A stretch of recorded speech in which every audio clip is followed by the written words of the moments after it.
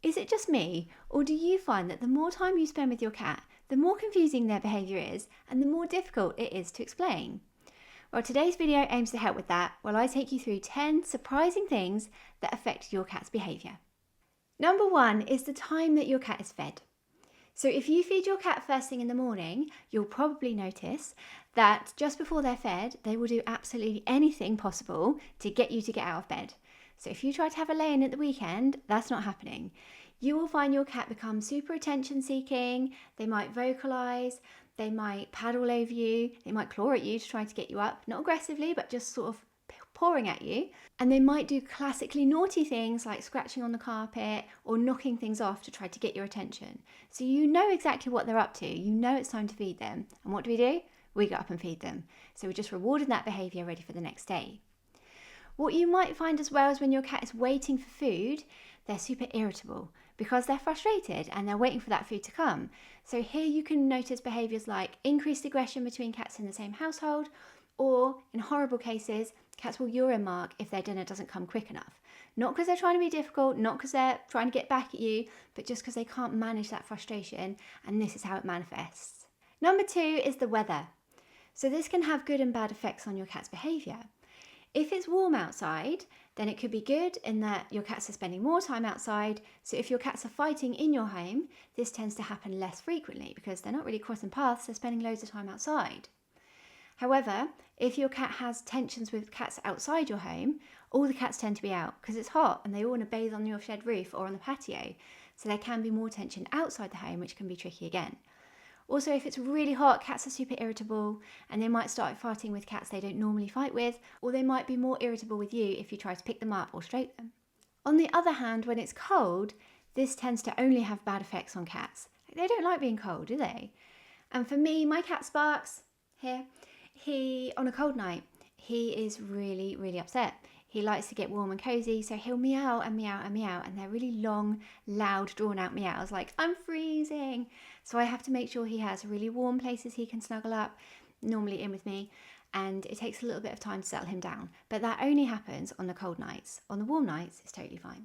Also, the cold can mean that your cat is more reluctant to go outside. So it means you might see more tension with your cats inside because they're spending more time together. Plus, if they normally wee outside, they're going to be more reluctant to do that because it's raining or it's too cold for them to go out and the ground is hard. So you might find that they do that inside instead.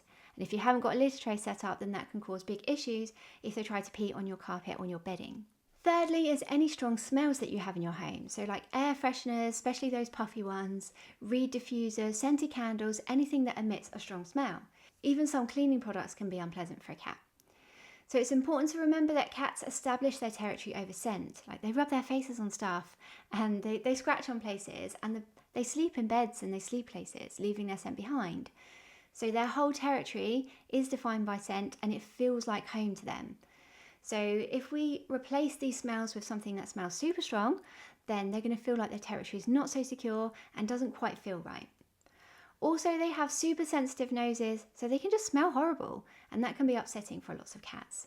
So just remember here, do not use any scented litter, because that's a big trigger for cats to be like, I'm not going in there, it smells like lavender, or it smells like grass, or whatever scent they have put in there. So definitely avoid any scented litter, and avoid putting air fresheners around the trays. I know it's not great that it smells, but this is only going to put them off and you might find they wee on your bed instead. Just make sure to keep the trays nice and clean instead, and that should help keep on top of the smell. Next is your mood. So cats are very sensitive to our emotional state and they do like us to be predictable. They like to know what to expect. So if you're normally quite a calm person and you're quite regulated and you enjoy quite calm, quiet interactions with your cat, but then suddenly you're upset by something, or you're angry and your behaviour changes, then they're going to pick up on this very quickly and become quite wary of you. Likewise, if you're feeling anxious about doing like an introduction between cats, they're going to pick up on this anxiety. Like you're watching them, you're honed in on them, they're going to wonder what's happening, and this can throw them out a little bit. Number 5 is when another cat in your household goes to the vet. So we all know that if your cat goes to the vet, they're going to find it stressful. But if another cat in your home goes to the vet, they can find this very stressful too and can get super upset about it. The reason for this is that they see you get the carrier out and they think, am I going to the vet? So initially they're anxious already. Then they think, thank God I'm not going to the vet. But when you bring your other cat back from the vet, then they smell like the vet. So again, we're tuning back into those learned experiences from the past, like they remember going to the vet and how it smells, and that makes them anxious. Plus your other cat may be acting weird as well. So when I took Sparks to have some teeth done, when he came back, he was so wired. He was acting really weird. His eyes were really big and he was pacing all over the place, and Fig was like, oh, what's happening? So Sparks' behaviour had put Fig out and he was acting really anxious that day. So it's definitely something to be aware of. Next is illness or any sort of pain or discomfort. So we know that obviously if your cat's in pain, then they may respond more aggressively, they might be less tolerant to being stroked or picked up. But this may also affect their behaviour in other ways too. So they might also be less tolerant to other cats in your home. So cats that previously got along fine are now fighting because one of them's feeling poorly and the other one wants to play and it's not happening. Also, you might find that they pee or poo in unwanted places because it's just not comfortable now for them to get to the tray or use the tray. So it's definitely something to remember that if your cat is showing any change in behaviour, definitely get a vet check first of all because it can change their behaviour completely. Next is you going on holiday or out of the home for long periods. So this can affect their behaviour in different ways. If you have a young active kitten or cat, then you might find they become quite destructive because they're bored. So they're climbing all over your shelves and knocking all your stuff off because it's the most fun thing to do in the home. Also, what we often see is cats that pee or poo somewhere in the home, not in the tray, when their owners are not home for long periods. So this is not a protest pee, this is not a protest poo. I couldn't make that more clear. That's not what's happening. What usually happens is you are a sense of reassurance to your cat. So when you're home, they can cope with whatever stress might be going on around them, be it something scary outside or fighting with a cat that they live with. But once you're gone, that anxiety sets in and that they're like, I can't cope with this anymore. I'm fine when my owner's here, but not when they're gone. So it's always like an anxiety thing, it's a stress thing, and it's not something we want to tell them off for, but it's something we need to help support them with going forward. And leading on from this is number 8, which is the stuff outside your home. That can have a big effect on their behaviour. So there are a few different things out there, but the main one is cats outside. So they know that their core territory, their home, there shouldn't be any other cats there, but they do see threats outside through a window, or if they go outside, they may have interacted with these other cats. So this can affect their behaviour in a number of ways. If these cats are approaching the house, it can cause them to uromark because they feel like they need to fortify their territory and put these marks up.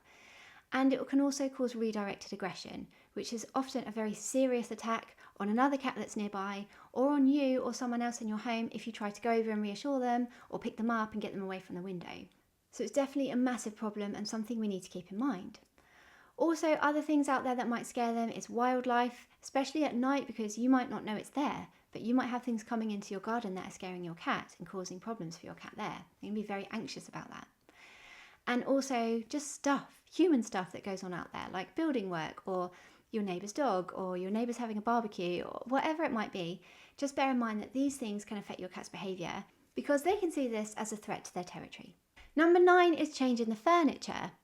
This is a massive one for cats because once you've had your furniture for a while, be it your stuff like the sofa, the bed, or your cat stuff like the cat trees or their beds, they will all smell amazing. They will all smell like your cat. They'll smell like you, and it's a beautiful, harmonious scent that really helps your cat feel secure and safe in their territory. It feels like home. If you change the furniture, what you're doing is taking out these amazingly, beautifully smelling pieces of furniture and you're replacing them with something that smells totally brand new. Normally something that smells like the furniture shop or like new wood, new material, and it smells quite strong.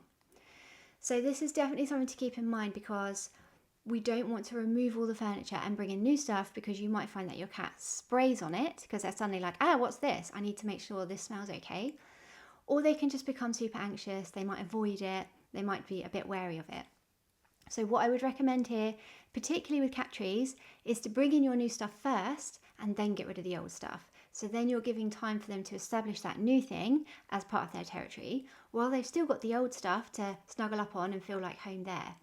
I know that's a bit more difficult with the sofa, so what you could do instead is cover the new sofa with something that smells good, like a throw that your cat's already slept on, or some beds or blankets that they tend to sleep on anyway. And lastly, the final thing that affects your cat's behaviour is when you let them be in charge. So if you try too hard, if you try to make friends, if you pick them up, if you stroke them loads, If you play really rough, then you might find that your cat backs off and is uncomfortable around you and doesn't really trust you, because your cat might find you quite unpredictable and a little bit uncomfortable with what you're trying to do. So if you take a massive step back and let your cat be in charge, then what you'll probably find is they're much more likely to want to be around you because they feel safe around you. They know you're not going to do anything that annoys them, and they can be comfortable around you, and that bond can really grow from there. I've definitely found that with Fig. He's the most affectionate cat in the world, but only if it's all on his terms. So if you try, you might get a little stroke, you might get a little something, but if you let him come to you, you get 100%, 150%, so much attention, and it's so lovely. So let them be in control, let them be in charge, and you'll find this has a massive positive effect on their behaviour. Let me know in the comments if you've experienced any changes in your cat's behaviour because of any of these reasons, or whether you have anything more to add, because I'm sure there's tons out there.